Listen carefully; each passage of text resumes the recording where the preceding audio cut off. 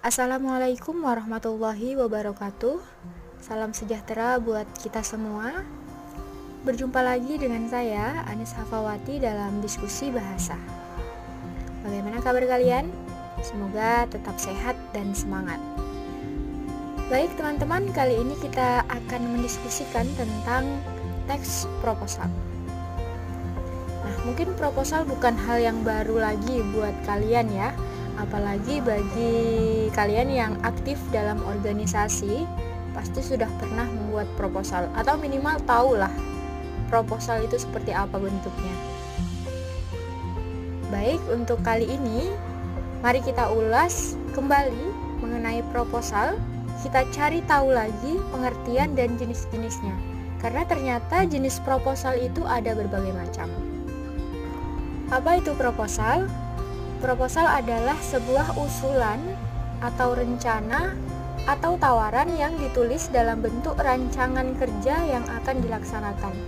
Jadi, ketika membuat proposal artinya kita akan melakukan sebuah kegiatan, baik kegiatan untuk meneliti atau kegiatan yang lain. Lalu, apa tujuan pembuatan proposal? Tujuannya adalah agar kita lebih mengetahui kegiatan yang akan kita lakukan nantinya seperti apa. Proposal juga dibuat untuk meminta izin atau permohonan dana. Ada dua jenis proposal yang akan kita bahas pada diskusi kali ini, yaitu proposal penelitian dan proposal kegiatan. Yang pertama adalah proposal penelitian. Proposal ini biasanya berhubungan dengan akademisi. Jadi, dalam proposal ini, teman-teman akan membuatnya ketika teman-teman akan melakukan penelitian. Contohnya adalah proposal untuk pembuatan skripsi yang kelak pasti teman-teman lakukan sebagai tugas akhir perkuliahan untuk mendapatkan gelar sarjana. Jadi, sebelum membuat skripsi, kita harus membuat proposal dahulu.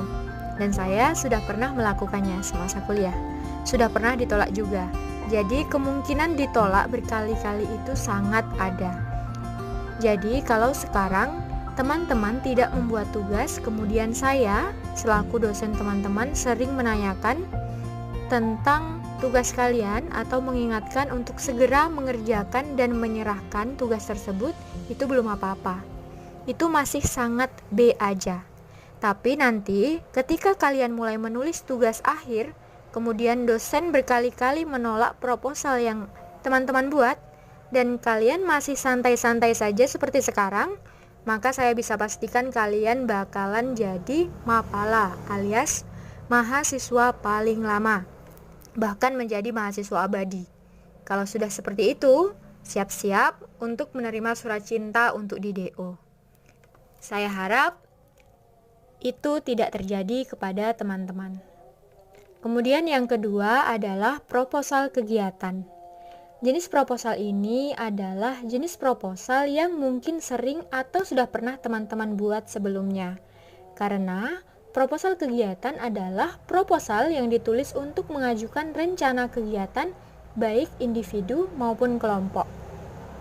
Contohnya, jika teman-teman mengikuti organisasi misalnya ingin mengadakan kegiatan, pasti menggunakan proposal kan?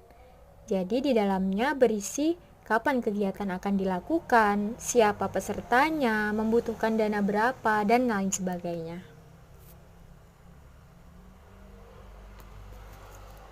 Lantas, bagaimana struktur dari proposal-proposal tersebut? Apakah sama? Jawabannya tidak, karena struktur setiap proposal pasti berbeda-beda. Mari kita lanjutkan membahas struktur proposal penelitian.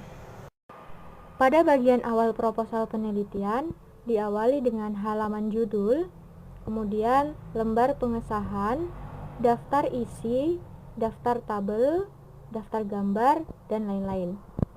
Jadi, pada bagian awal biasanya juga ditandai dengan penomoran dengan huruf Romawi. Tetapi untuk halaman sampul atau halaman judul tidak perlu diberi nomor. Kemudian bagian utama. Ini merupakan isi dari sebuah proposal penelitian. Jadi pada bagian ini biasanya terdiri dari 3 bab, yaitu bab 1, bab 2, dan bab 3. Untuk bab 1 biasanya berisi pendahuluan yang di dalamnya terdapat latar belakang, rumusan masalah, tujuan, dan manfaat. Pada latar belakang, teman-teman menceritakan alasan mengapa ingin melakukan penelitian tersebut. Kemudian rumusan masalah. Rumusan masalah berisi pertanyaan-pertanyaan yang ingin teman-teman ungkap jawabannya dan ingin teman-teman uraikan hasil penelitiannya. Kemudian tujuan. Tujuan adalah jawaban dari rumusan masalah. Jadi, antara rumusan masalah dan tujuan itu harus sinkron. Misalnya, jika dalam rumusan masalah ada pertanyaan, berapa jumlah mahasiswa yang aktif dalam mengikuti perkuliahan bahasa Indonesia? Maka, tujuannya adalah untuk mengetahui jumlah mahasiswa yang aktif dalam mengikuti perkuliahan bahasa Indonesia. Sampai sini paham ya? Antara rumusan masalah dan tujuan. Rumusan masalah berisi pertanyaan dan tujuan merupakan pernyataannya. Kemudian manfaat. Manfaat berisikan tentang penelitian ini nanti akan bermanfaat untuk siapa.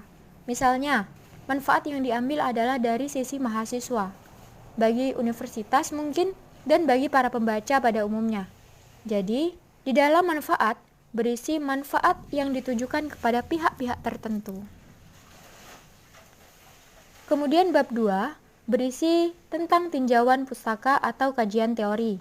Jadi, pada bab ini berisi teori-teori atau pembahasan-pembahasan yang bisa kita ambil atau kita kutip dari berbagai sumber.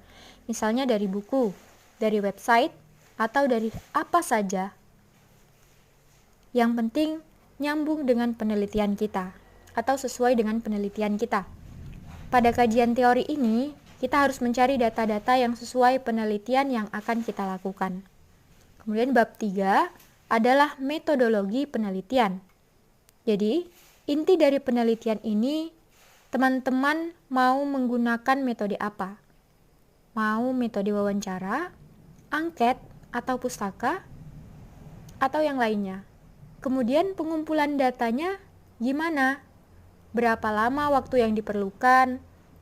Kapan waktunya? Siapa yang akan diberi pertanyaan? Dan lain sebagainya.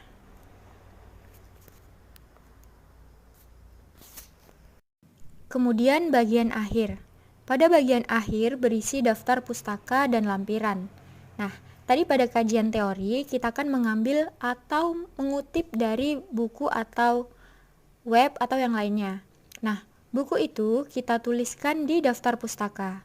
Kemudian, selain itu, teman-teman juga bisa menyertakan lampiran seperti angket atau daftar pertanyaan atau dokumentasi saat penelitian atau yang lainnya. Nah, lalu bagaimana struktur proposal kegiatan?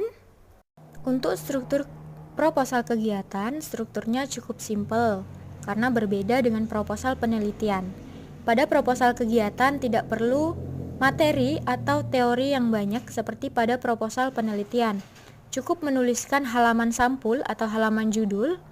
Untuk bab satunya mirip dengan proposal penelitian, yaitu latar belakang, rumusan masalah, tujuan, dan manfaat.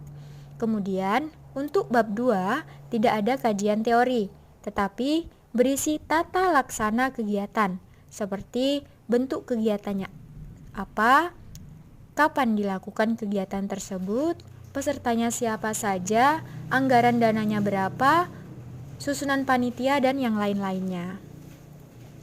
Kemudian yang terakhir, penutup, dan di bawahnya ada tanda tangan.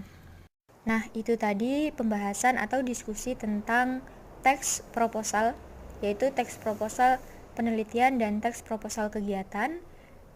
Semoga teman-teman dapat memahaminya dan dapat bermanfaat di kemudian hari. Saya mohon maaf lebih dan kurangnya. Saya akhiri. Wassalamualaikum warahmatullahi wabarakatuh.